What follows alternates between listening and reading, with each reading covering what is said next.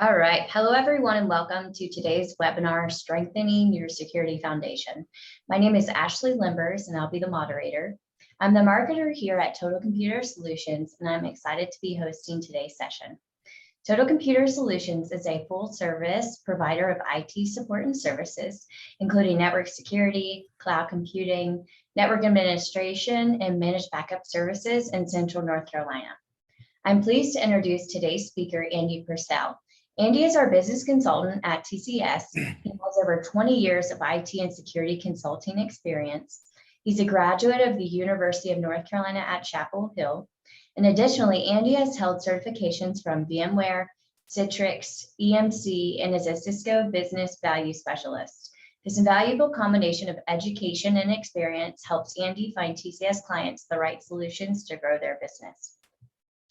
And before I hand the mic over to Andy, I have a few items I want to cover about the presentation and the Zoom platform. First, today's webinar will be available on demand after the live session and will be emailed to you afterwards. And then next, we'd love to hear from you during today's presentation. If you have a question for Andy, please feel free to type those into the question box in your Zoom control panel, and we'll be answering questions at the end of the session. And if we don't get to your question during the webinar, we'll be sure to follow up with you afterwards. And before I hand it over to Andy, we have a drawing for a $25 Amazon gift card. So I'll go ahead and spin the wheel.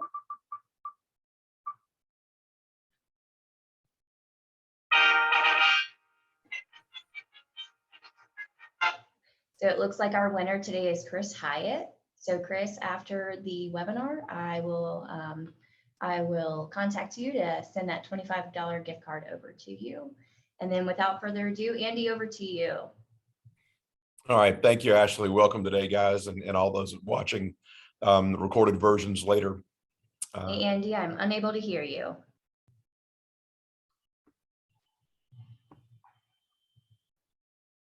I'm not muted. Can you hear me now? I hear you now. All right. Thank you, everybody, for joining today. I appreciate you being with us, both in person and those viewing this later. Happy to say we have a brand new presentation today that we're looking forward to sharing with you and becoming our standard presentation we build others from over the course of the rest of this year. So very excited about that. Hope you enjoy it. Also appreciate your feedback on that. Today's topic is strengthening your security foundation. We're always starting our process with a foundation of some sort. And as we've gotten into the last couple of years, when we've moved more and more toward working remotely, putting things in the cloud and all of that, I think we've seen our foundation has not been as solid as we would want it to be. So most companies today are looking to rebuild that foundation, and then they can build a security infrastructure as they move forward. So that's sort of the focus or the beginning point of this new presentation.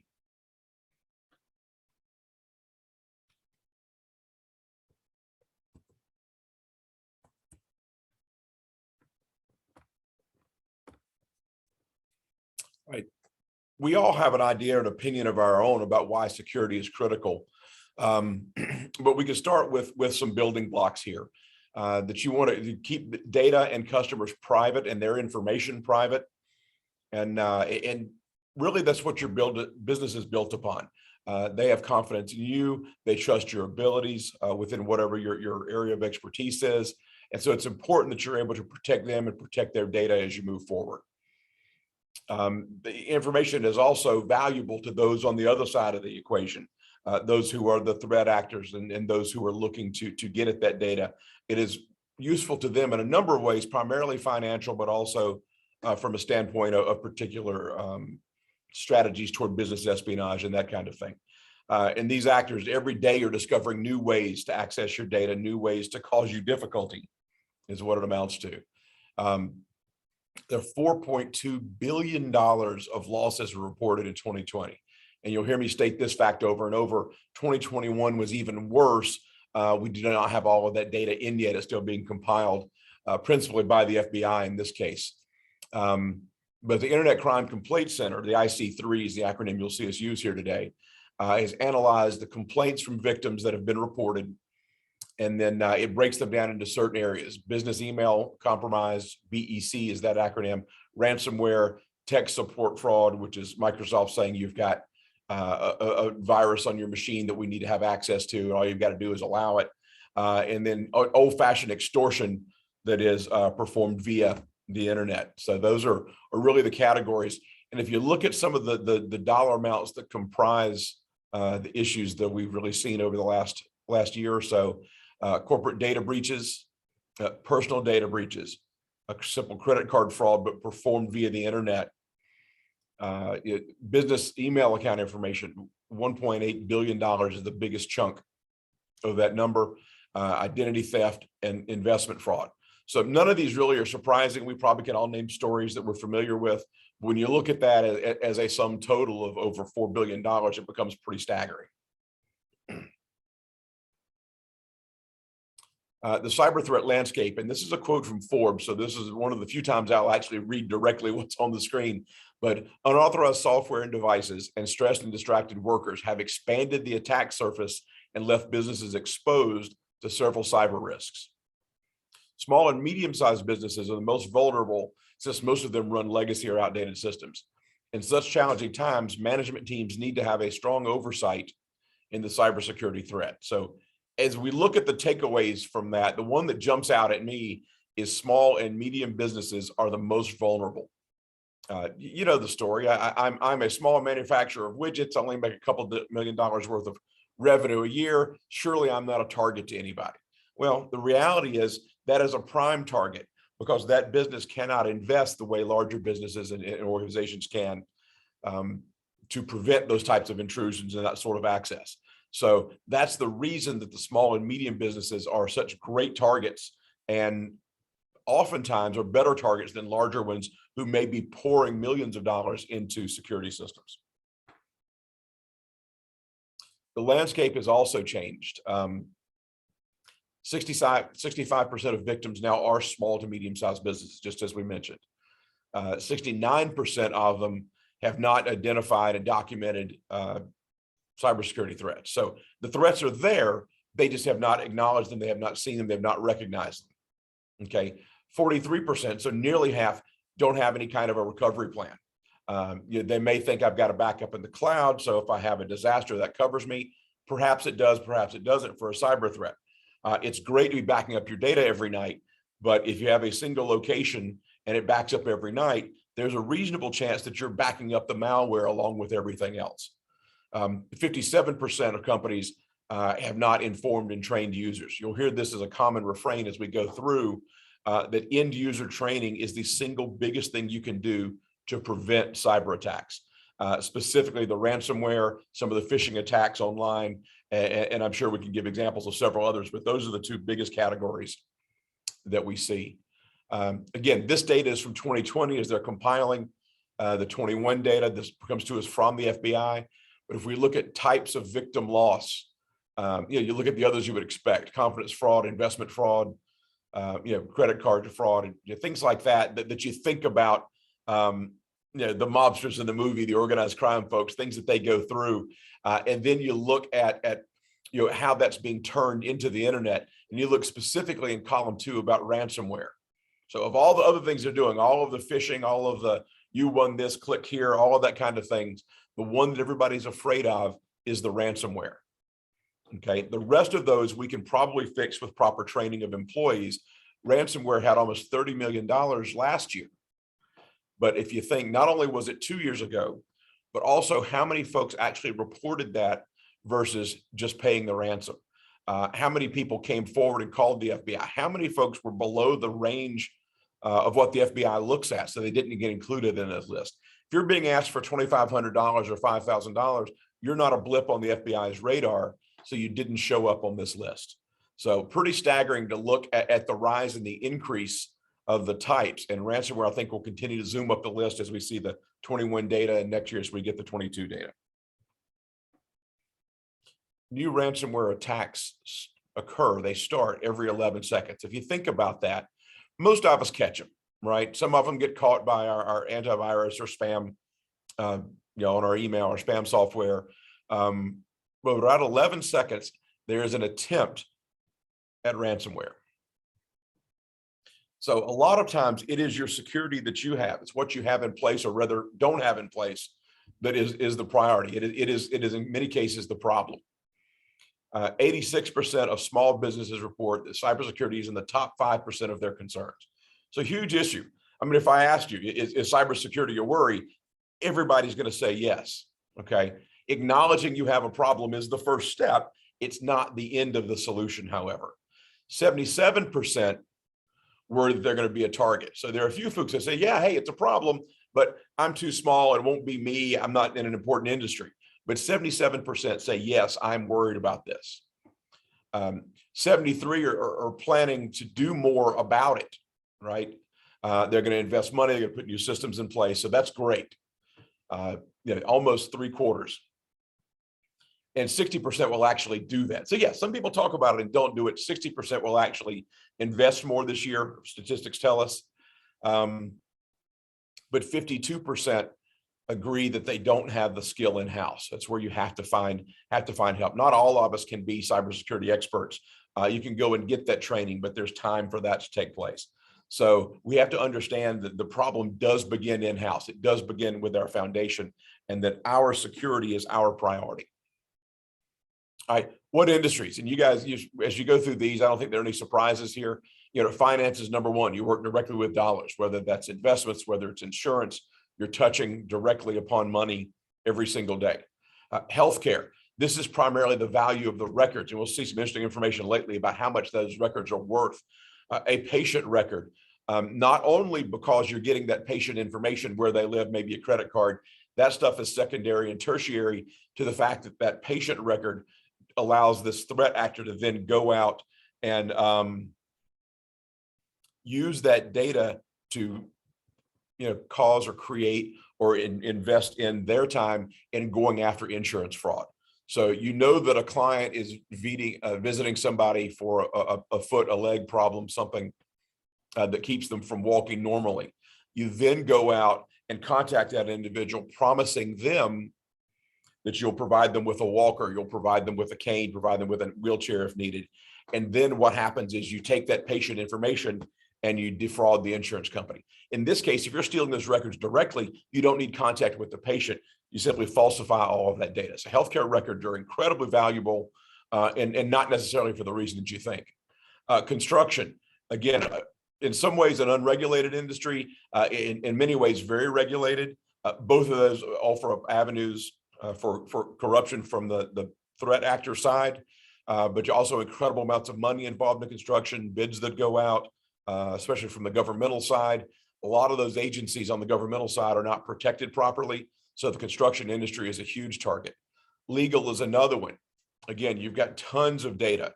You've got data going back years and years. You've got legal cases. You've got people who may want to affect the outcomes of those cases. And then manufacturing. Lots of money in our country is driven through manufacturers because they create so much of what we use every day. So your manufacturers, who also may not be as well protected as the legal and the healthcare and the finance, become prime targets. All right, challenges with cybersecurity, particularly looking at small businesses. We mentioned it before, I'm too small. Well, nobody is too small. My favorite story, you've probably heard it before, chiropractor of ours, total of 4 employees, including the doctor himself, agrees that he needs to bring us on to help him with his cybersecurity, help him with his network. We do so. We pick a date for the install. He has to push it back 2 or 3 times because of issues on his problem. We finally set to go out on a Wednesday. On Tuesday, he's hit with ransomware. I couldn't make it up. It could not be a better case study. But I know, because I was in there, I know that this is what happened. He ended up only being asked for about $2,500. I think we were able to negotiate it down to $1,250, but he did not have a backup in place. His records were not sufficient for him to rebuild them, and he had to pay the ransom. So nobody is too small if a 4-person chiropractor's office is going to be hit with ransomware. All right. Some folks that say they don't make any change, they don't go ahead and put something in place because of the expense. And I'm not going to argue that it's expensive. Depending on what you do and your approach that you take, it can be an expensive proposition, but it is not as expensive as the potential problem. So my chiropractor was only out $2,500, But think about the potential damage to his reputation, his loss of customers, loss of time, needing to reschedule. How many of those reschedules do you not do because you lose the scheduling data? How many things did you lose on the financial side, and maybe people don't get billed properly?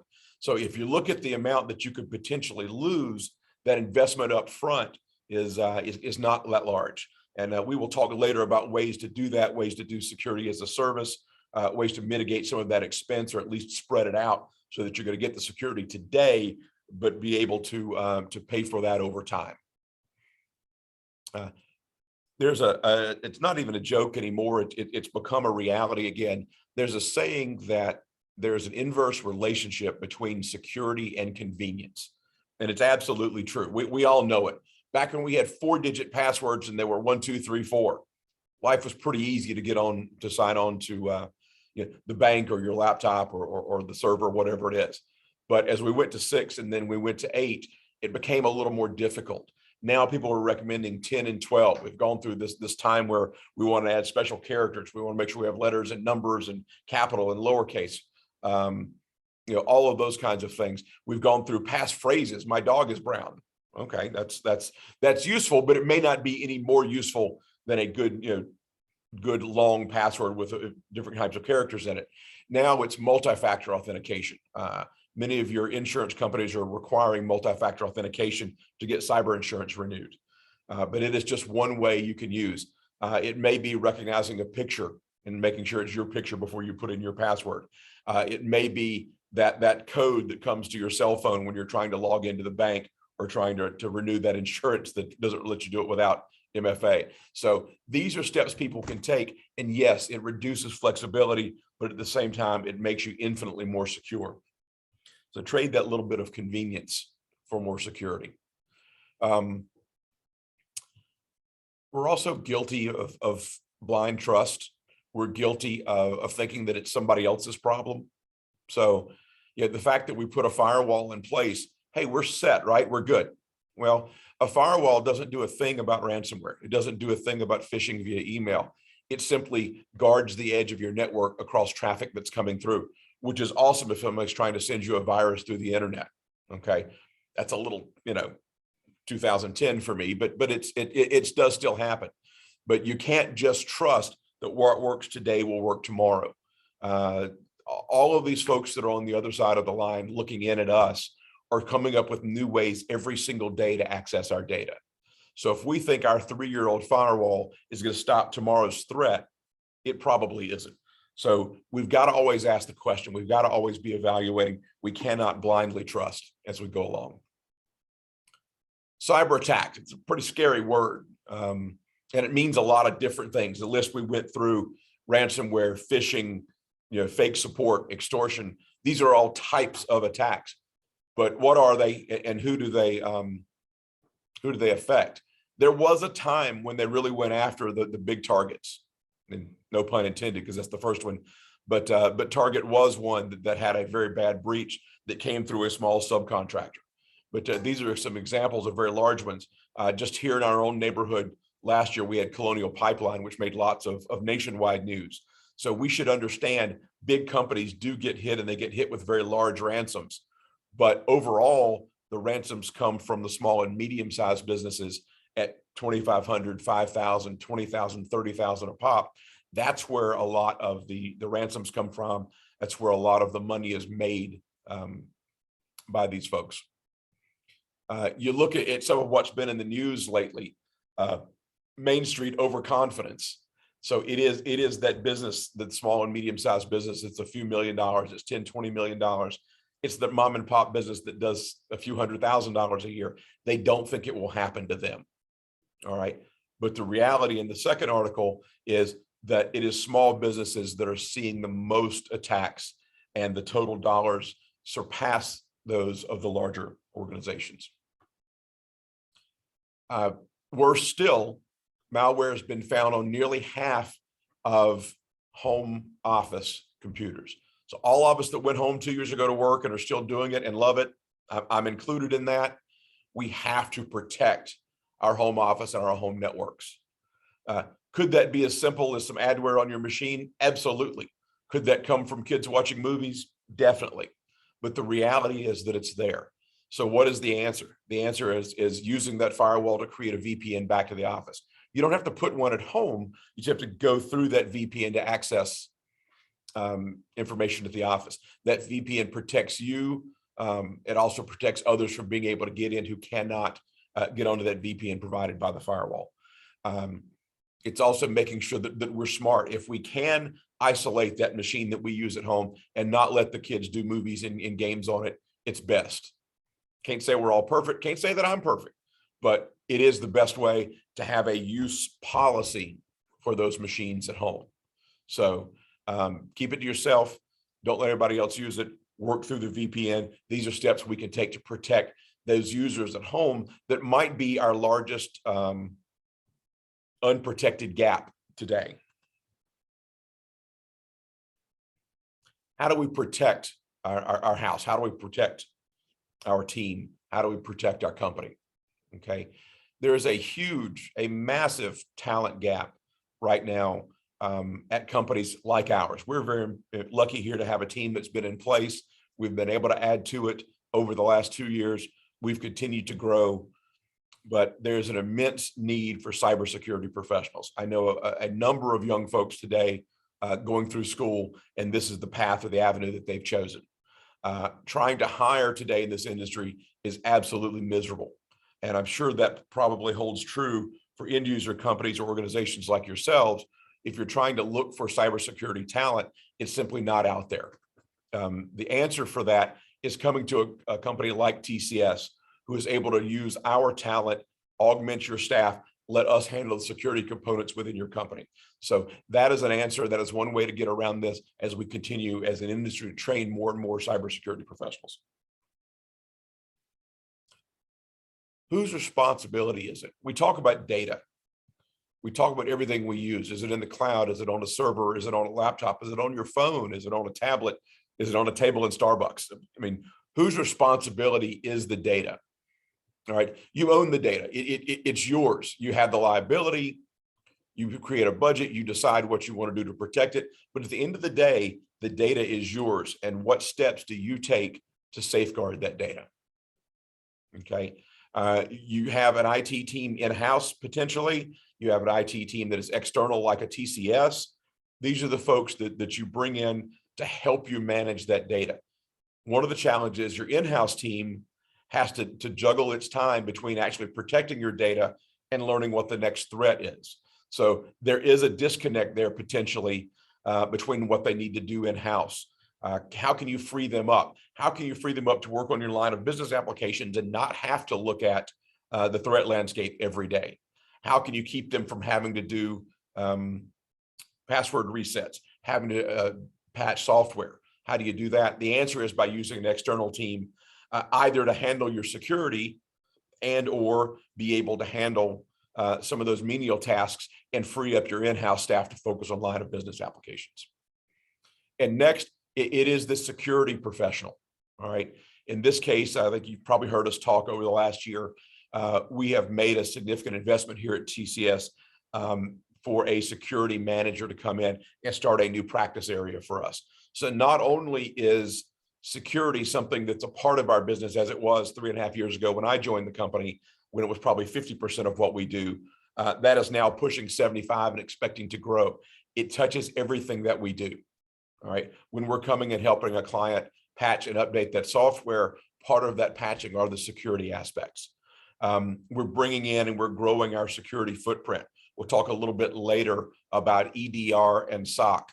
Okay. If you don't know what those acronyms are, I've got a whole slide on it later, so I don't want to steal that now. But we've invested in becoming a team and having a full practice around cybersecurity so that you don't have to follow it every day. We can do that for you. Here's a great document or a card that Ashley is going to email to everybody later. And I do want to go through these just in the briefest fashion, but talk about them. The check marks are the thing that everybody has probably already done. And if not, call me this afternoon. We need to do them because these are step one, right? So filter your spam. Make sure that you have a spam or email filtering to get as many of these things out. If it's a known threat, we can filter those out. Okay, keeping the computer updated. We just talked about it, updates and patches for PCs, for servers, but this also extends to your firewalls and then the firmware that's on your firewalls and switches and other devices. Make sure it is up to date. Each of these is a potential hole for someone to get into if it's not updated. Best way is to automate that. It is something we can talk about if needed. Web gateway security. How are folks getting into your network? All right, and that goes in hand along with the discussion of VPN that we just had. Make sure that it is secured. Make sure that you're using multi-factor authentication. Firewall is the second piece of that equation that actually will is where we create the VPN, is on the firewall. Firewalls are good for about 3 years. The little box will run a lot longer, but your firewall is good for about 3 years. And the reason is the changing landscape of what the threats look like. You can make an argument that they're not good for that long, but with proper updating of the firmware, proper patching, make sure your virus definitions are kept current. We can see those goes to 3 years. I would be very concerned, especially right now, because we lived in a different world 3 years ago than we live in today. Encryption, particularly of data on laptops. All right, so I'm in the Starbucks. I've used my VPN to safely get online and not log in directly. They call my name, right? Whatever name I've given them for my coffee. As I go up and get it, somebody runs through, grabs my laptop and runs out the door. Okay, maybe it's a bit simplistic. Maybe you just leave it in a cab when you're going to a business meeting, whatever it is. If you don't have that data encrypted, it is not difficult for them to break through the firewall. But if you do, break through the password. If you do get through there and the laptop has encryption on it, it's not useful to you, right? So encrypt as much data as you can, as many different places as you can, but certainly devices that are leaving the premises to be used at home, to be taken on business trips, and goodness, to be used in Starbucks. So let's make sure that we do that. The last piece everyone should already have in place is your backup. We want to back up data. PCs should be backed up to something like OneDrive. But your servers, if they're not already in the cloud, they should be backed up to the cloud, possibly with a secondary backup location. Those that are in the cloud probably have a backup component to that. We would recommend a separate copy of that data as well. Next steps. All right, so going beyond the basic that you should have done already. Security awareness. This is training. This is the applications that allow you to take a 10-minute course once a month, and then there will be email phishing attempts or false phishing attempts that take place during that month. It's talking to your users. I'm happy to come in, and we've got a program where we do a free 30-minute discussion with employees. More than happy to do that. But get somebody in there to train your people and talk to them so they know what to look for and provide you at least the first level of the obvious problems we can take care of. Next, advanced detection, endpoint detection and response. That's the one we're going to discuss later, but it is antivirus on steroids. Okay, multi-factor we discussed. It is just imperative these days. Most insurance companies will not give you a cybersecurity policy or renew your existing policy without it. Dark web research. We'll talk a little bit about the dark web. It's kind of a term that's used in a lot of crime dramas on TV, but what is it really? SIM logging or log management, security incident event management. So this is a big part of a lot of the compliance. If you're doing a NIST compliance project, some of the other compliance projects out there may include it as well, but it's actually logging what takes place on a machine so that if you do have a security incident, you can go back and follow step by step how it happened. If you're not doing SIM logging today, you're not unusual, but it's also something we can help with if you're interested. Mobile device security. More and more, we're using devices we bring from home, BYOD, bring your own device. It's a tablet, it's a cell phone, maybe it's a second laptop. Because of our work from home environment and our mobile environment, this is becoming more significant. Along with that becomes the need to secure it. You can have VPNs that work on mobile devices. You can encrypt those mobile devices. You certainly can put antivirus, those types of tools on mobile devices. So you need a policy, first of all. What is the acceptable use, what you can and can't have.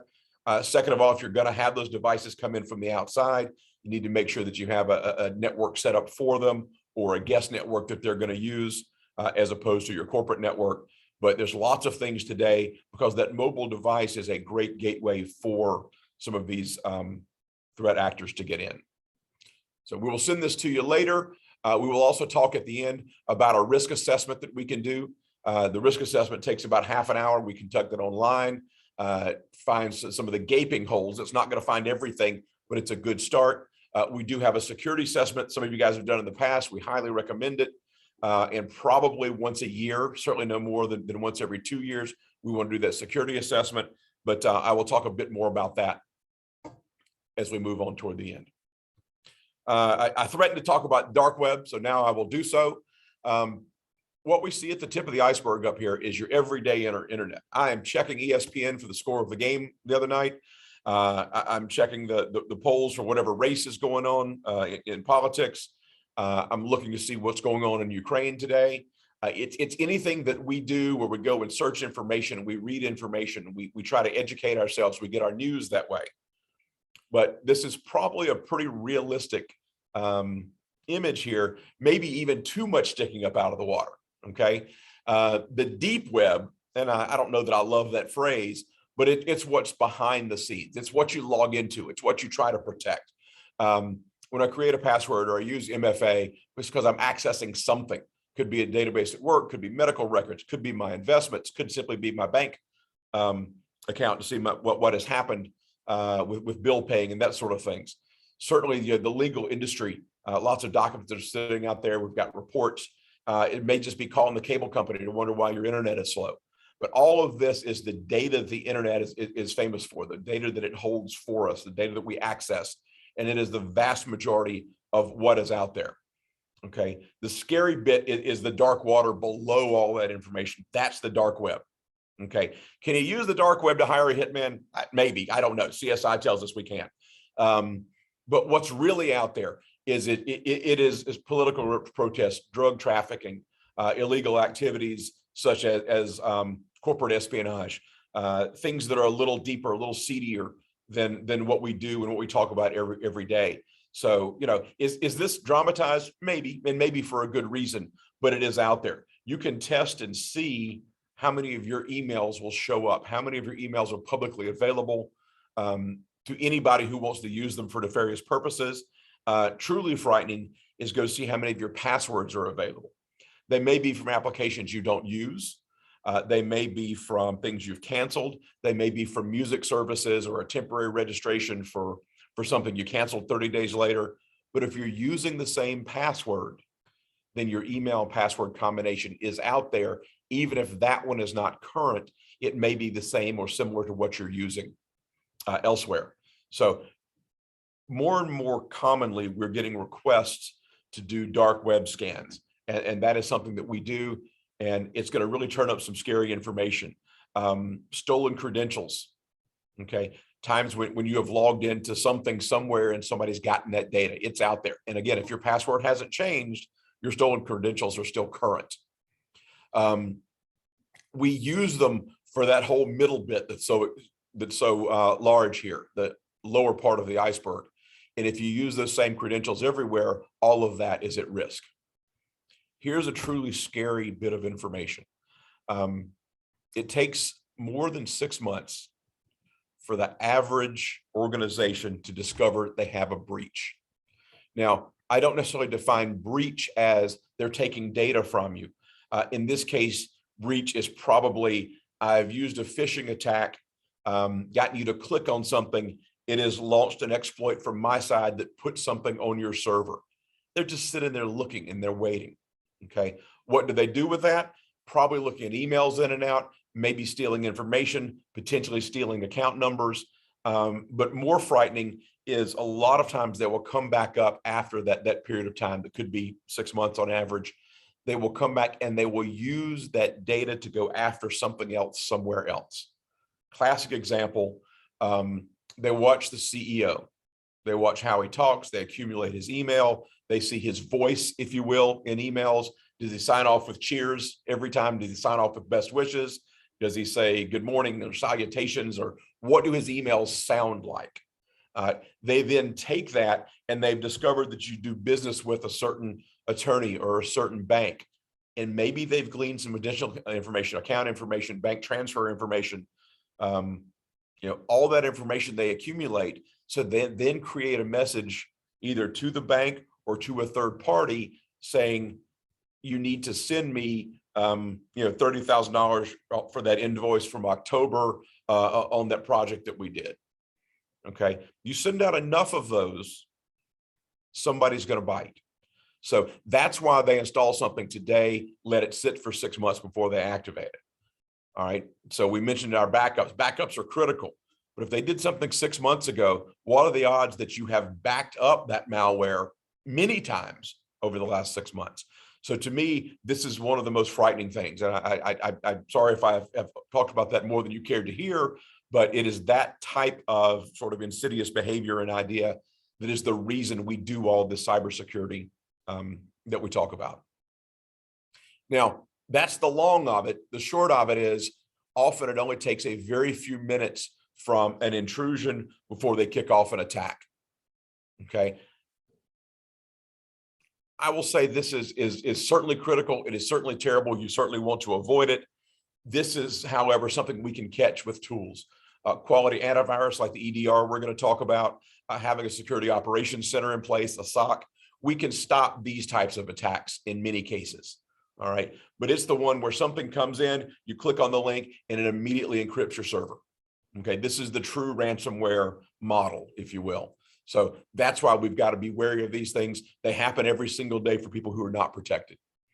All right. So you keep in mind that clock starts running as soon as you're infected. You may not see the results for 6 months, or you may see them in a handful of minutes. But this is why it is so critical to protect ourselves today. Here's just a sample of a dark web scan. I don't know if you squint really closely, maybe you can read some of that.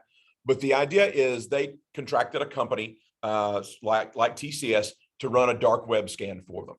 And what they found is their admin had old registrations or old accounts that they'd closed. And this could be at Apple. This could be for music. This could be for ESPN to pick your bracket for the NCAA tournament. But if you notice, the first three of those appear to have the same password, at least the first few characters, right? If we look at Jake at the bottom, not only does Jake have some of these examples, his password appears to be really stupid and repetitive. So this is the reason that we do dark web scans. Is it possible that every one of these is innocent? It is. It may be that your admin and Jake just signed up for a few things and canceled them. And it could be that they didn't use 1, 2, 3, 4, 5, 6, 7, 8 every time. And so when they canceled them, those were not accessible by other people. But the danger is that Jake's weak password is all over the internet, and everywhere he goes, he's leaving it for somebody to find and use because it's probably the same password to get into your system. So that's why this is critical. That's why dark web scan is a good idea. If nothing else, you have comfort of knowing that you're not at risk. In 2020, we talked about the IC3, the organization earlier that keeps track of these things, received nearly 20,000 email compromise complaints. Okay, so 20,000 complaints. There's a great deal of money involved. How many people do you think had an intrusion like that and didn't report it? I mean, would you? I mean, if you didn't lose any money, it didn't cost you anything, it was just embarrassing. Legally, you don't have to. Let's define terms for a minute. Intrusion is somebody getting into your system, whether they're doing it physically or through a ransomware or attack or through a phishing scam or email. Okay, an intrusion is getting in. A breach is someone gets in and gets out with some data. All right, so if all you're having is an intrusion, you're not legally responsible for reporting that. So if we had 20,000 complaints, how many people do you think did not make a complaint? Either because there was merely an intrusion and not a breach, or because they're the chiropractor that paid the $2,500.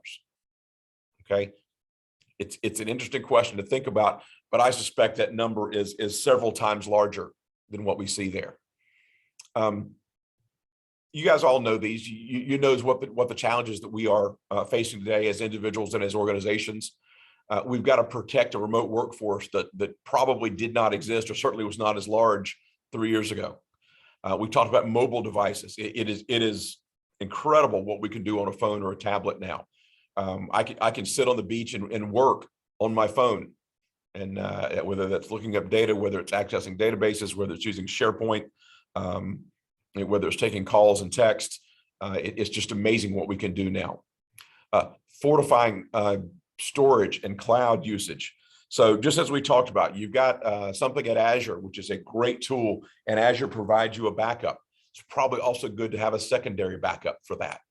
If we're putting data in the cloud, same thing holds true. Even if it is my backup from my local server, I've got a local copy of that if I need to retrieve an email or a file, but I'm putting a second and possibly even third copy of that in the cloud, so that if I have a disaster here locally and the server room floods, I've got copies of that data, and perhaps even set up so that I can run from the cloud at that point if I'm not going to be able to get back into the office. So that goes from disaster recovery on into business continuity. And those are all things that you'll want to take a look at, especially if you're still keeping a server on site.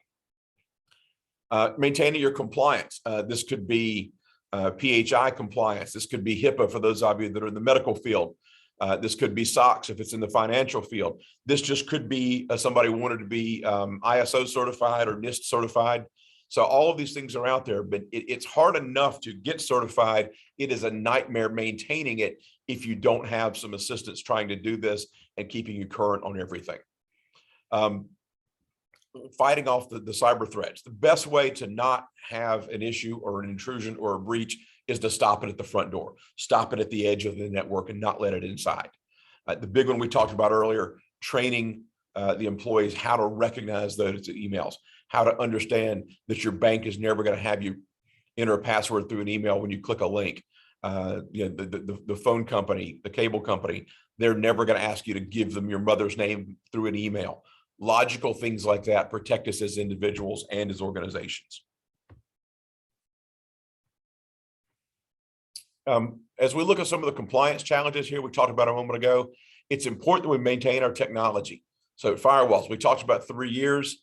It's still a good guideline, assuming you keep the firmware and the virus definitions updated. So it is the perfect example, but it holds true for PCs and servers, keeping them patched and updated, making sure we're on a current operating system that is supported. Educating employees, we just discussed, that's going to be critical as well. Securing your data. Okay, we talked earlier about the backups and what they are and where they go and how you use them, but you also want to have that security operations center to look at that data in real time. Okay, create a comprehensive strategy for compliance. If you are trying to maintain that HIPAA compliance, you've got to be vigilant every day. And from an IT or a technology standpoint, you've got to have a partner that can help you to do that for you. You've got to be able to access the tools to show this compliance as well. So, you've got examples today where you do want to have that security operations center. You want to prove that it's going to be functional 24/7 and that you've got access to it. Vulnerability assessments. We talked about this a bit earlier, and this is a wide category of different types of processes. Okay, so we talked about our free risk assessment that we're going to provide for you as someone who attends this particular webinar. It's a great way to start, and it's going to show you if you've got your doors locked but the windows open, it's going to show you that. The next step is the assessment that I know many of you have done with us in the past and probably should repeat every year, no more than 2. That goes on up to vulnerability assessments. What can someone access from the outside? Can they park in front of your building and get on the Wi-Fi? Hopefully that's a thing of the past, but I'm sure somebody somewhere still has that available.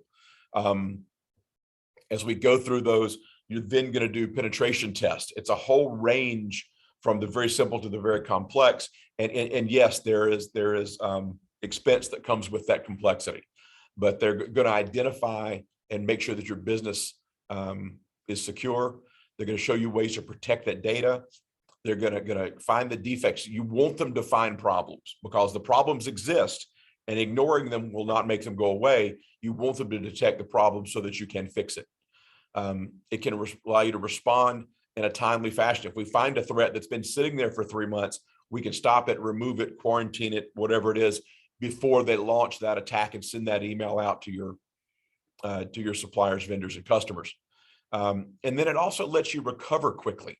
If we know what the vulnerabilities are, we know what to put in place, then we're going to know how to stop or recover from an attack if it does occur. All right. And this is what we get into what we've been talking here earlier. Threats are persistent, so our monitoring has to be also. A big part of prevention is making sure that we know what's going to happen. We talked about the Security Operations Center, or SOC, S-O-C, and it is a 24/7, think of a call center. Think about the Visa call center here in town. Instead of people sitting there banging on the phones all day long, it's somebody sitting there with an array of monitors in front of them, watching their clients and making sure that their data is secure. If they see or get an alert from a client with a piece of malware crossing the edge of their network, they're going to be able to quarantine that machine, isolate that bit of information, and stop it before it becomes a problem. The quick example of that is the nightmare. As I leave on Friday afternoon, something comes into my network and begins to propagate across it. I come in Monday morning, all my data is encrypted. Okay, I mean, nobody knew, we weren't there. We didn't have any idea. Well, a SOC allows you to have the comfort over that weekend of knowing that if something arrives at 6:05, it's going to be quarantined. The machine that it came into is going to be segregated from the network and pulled out. So the worst thing you have is a machine you need to re-image on Monday morning. So it's a massive difference. It provides you a rapid response. It identifies threats, and as we just talked about, can mitigate them on the front end. It provides you sustained support. It reduces non-compliance because it makes sure that every machine is doing what it's supposed to, and every bit of data is being looked at as it enters your network. All right. The second piece, the EDR that I mentioned earlier, is endpoint detection and response. All right. So to give you the overview, I mentioned that it was like having a steroided version of the old antivirus. What you get, and we can name 10 of them, right? McAfee, Kaseya. We could go through a whole list of folks we've used in the past, all the way down to Windows Defender. So they do a great job of analyzing the data that's sitting on a machine in your environment. And if they find something, they can quarantine it, they can pull it out, they can make sure that it doesn't bother you. But by its very definition, that bit of malware is already in your environment. It's already sitting on the network. It's already in somebody's machine. What EDR does is it looks at that data in flight. As it crosses onto your network, it's able to look for certain signatures, virus definitions, individual file names, okay? It's able to take a look at those. It's going to flag those. It's going to say, this is atypical behavior for this individual, all the way down to the point where it says, Andy doesn't access this bit of information at this time of day. It could be a problem. All right. So you'd much rather have them misidentify why I'm looking at ESPN at 9:30 in the morning than it would to let me access anything, anytime, and potentially have some harmful piece of software cross into my network. Okay. So it's really important that we understand endpoint detection and the Security Operations Center. More importantly, many of you have this already from TCS. Okay. Our Workstation Security Advanced offering, any of our fully managed offerings include this today. So it is not a great expense. A lot of organizations or a lot of companies like ours are going to charge you $40 per user for this. In our case, it is included in all of our offerings today. So make sure that you stay current, and you're going to get these new, they're called next generation antivirus or next generation security. And it's what you want to have. It's going to protect yourself, it's going to protect your company. And as a result, it's going to defend the brand of your company because you don't have to go through this process.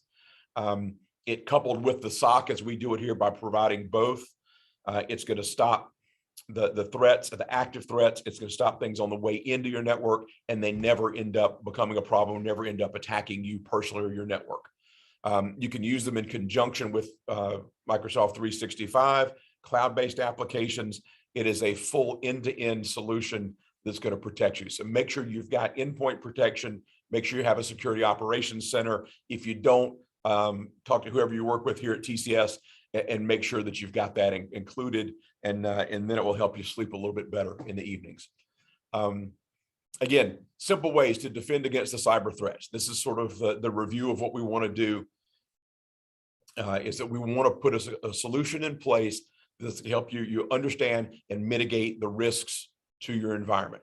It's going to secure that data. It's going to prevent the attacks against it. It's going to provide you a backup copy or copies of it. All right. It's going to safeguard the company's name, its reputation, which ultimately is what we trade on in business. And in that case, it's going to keep from causing you some of those secondary concerns of reputational attacks or potentially losing business to competitors. And we're also going to be able to stop those attacks before they happen, which means you don't have to do the mitigation on the back end, which is going to save you in forensics. It's going to save you in attorneys. It's going to save you in additional insurance increases. So doing this on the front end does have a price tag that goes with it, but that back end price tag is many times greater. Some of the things that we can provide that we've touched on here today, the security solutions like EDR and SOC. We do have a professional team here that would be difficult to hire externally and even more difficult to train someone in-house who you need to do their job each day.